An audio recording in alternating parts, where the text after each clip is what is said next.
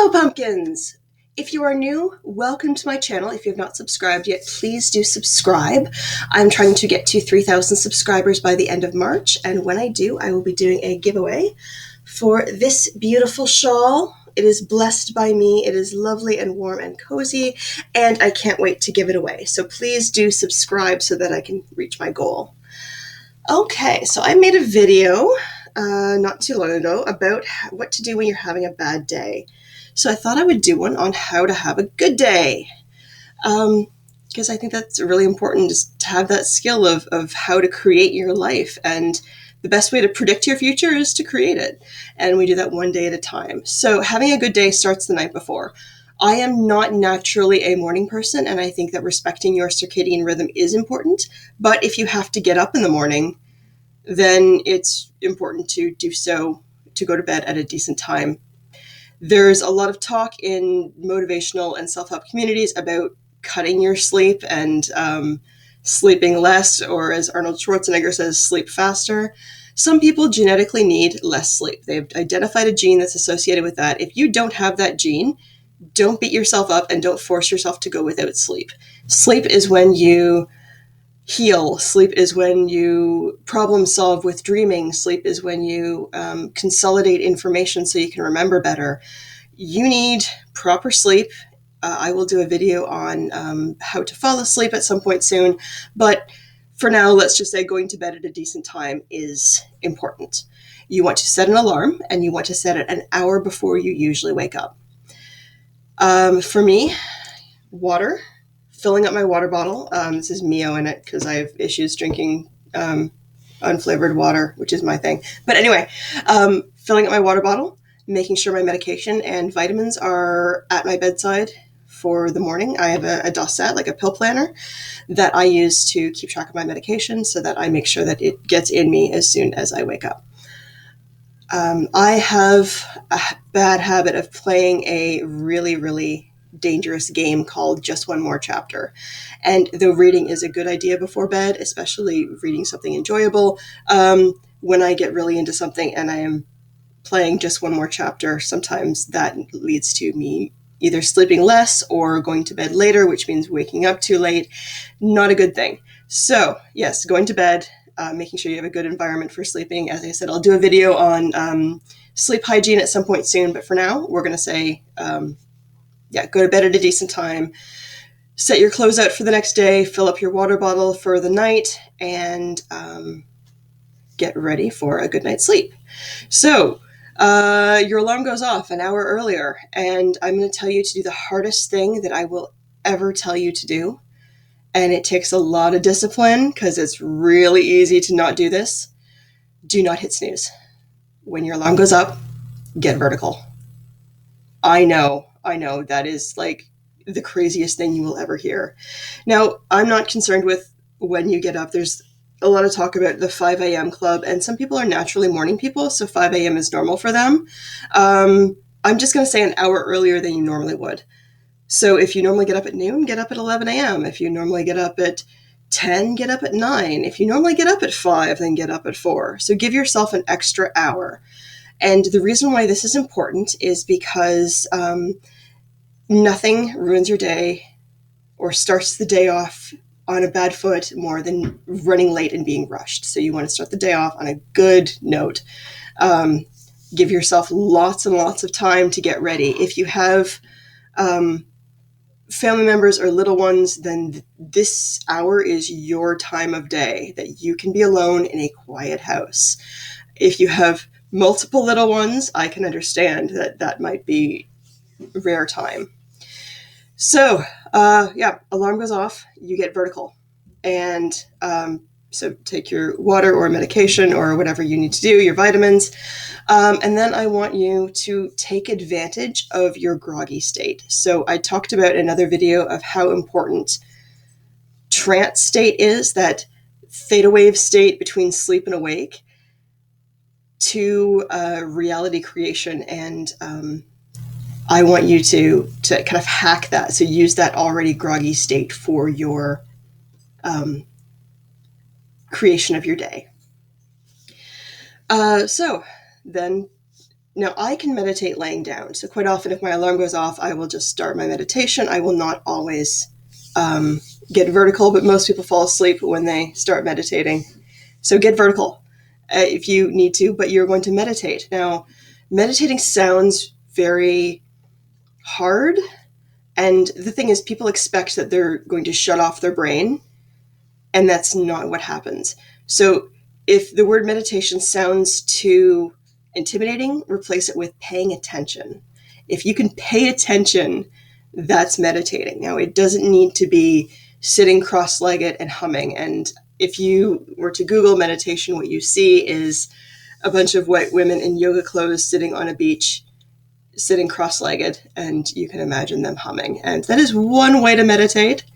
No offense to you if that's what you do, but that's not realistic for a lot of us. So sitting there, making yourself a cup of tea and watching the birds for 10 minutes, that can be meditation. There are some great apps and some great guided meditations. So if you go to your search engine and type in 10-minute guided meditation, you will come up with a bunch, hundreds if not thousands on YouTube. There are some great apps. There are lots of free ones. One is called Let's Meditate. Headspace is the number one app. You can do 10 sessions for free, and then they want you to pay, but you can do those first 10 introductory sessions as many times as you'd like. So the benefits from meditation tend to start at 10 minutes. If you can start out with like 3 to 5 minutes and build up to then, that's great. But don't expect your brain to shut off for 10 minutes or your mind not to wander. That's part of the process. So if you can just get into that habit, it might take 6 months for your brain to shut up for 10 minutes or for you to stay focused on something for 10 minutes. If you have ADHD, as I do, it might take a lot longer than that. But you do want to start that. I mean, even if you have to sit on the toilet and that's kind of the only space you have in the day by yourself to be quiet, then do it there. So spend that time meditating.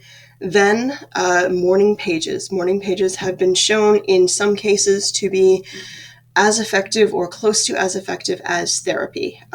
Morning pages are, get yourself a journal, 3 pages longhand every morning of just a brain dump. It does not have to be fancy. It does not have to be super poignant or spiritual. You can write about, your ugly curtains, or you can write about, your neighbor's cat or whatever. Just 3 pages every morning. That takes about 20 minutes. If you don't have anyone who's going to be woken up, then start some music. I have a morning playlist that gets me pumped, and it's really rah playlist. But even if it's just like some soft jazz or some guitar for small rooms or something like that, that's going to put you in a better mood and help you to feel good. I wouldn't play. I don't know, you can put on the radio if you want. That works for some people. But yeah, having that stimulation to start your day off on a good note. If you need to caffeinate, do so now. I personally practice intermittent fasting. So I fast for 16 hours a day. And so I eat from 10 a.m. till 6 p.m. And so I don't eat after 6 and I don't eat before 10. So I have a late breakfast, or sometimes it's an early lunch. So that's what works for me. Do what works for you. And then, decide from there, what is your MIT? Your MIT is your most important thing. And this is if the world fell apart and nothing else got done, if one thing got done. It's really easy to start making everything a priority. And if everything is a priority, then nothing is a priority. So of all the things you have to do in a day, choose one thing that is your MIT, your most important thing. From there, break your day down into hour-long or even half-hour-long time blocks, and write in your schedule when your MIT is getting done. I like to do it first thing. If you can do it, sometimes things are more time specific, so your MIT might be a doctor's appointment that day. So putting that in, having time around there to buffer for travel and whatnot. And then from there, write your to-do list in your schedule. So don't just write a to-do list of a wish list of things that would be nice if it got done, because it won't get done. Make a schedule. Your schedule might change throughout the day, and that's okay. But that's really how to maximize your time and also realize what you can and can't get done in a day. If your to-do list is a mile long, it's not going to get done. And you're just going to say, well, if I can't do it, then throw out the list. It doesn't matter. But if you schedule between this and this time, I do this, between this and this time, this takes this long, then you have an idea of what's reasonable for you. So scheduling your day. Things are going to come up throughout the day, so you want that schedule to be flexible. And you may want to redo your schedule in the afternoon as things change and as your day moves on. You're going to also get an idea of what your energy level is like at different points in the day as you do this regularly. So if you are consistently scheduling stuff at 7 p.m. and every day at 7 p.m. you're finding that you're just done and you need to put your feet up and rest, then don't schedule things for 7 p.m. or schedule rest or schedule vegetate or schedule TV time or schedule like snuggle time with your pets or whatever you need to do.